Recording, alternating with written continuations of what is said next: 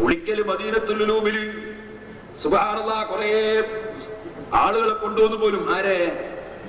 വലിയ ഗുണ്ടകളെ. കേട്ടോളി, സംഹാര താണ്ഡവങ്ങൾ. ബഹുമാന്യനായ KP-ക്ക് ശേഷം നേതാവായി സ്വയം അവരോധിതനായ നമ്മുടെ ജനറൽ സെക്രട്ടറി സംഹാര താണ്ഡവങ്ങളുടെ കഥകൾ പലതും പറയാനുണ്ട്.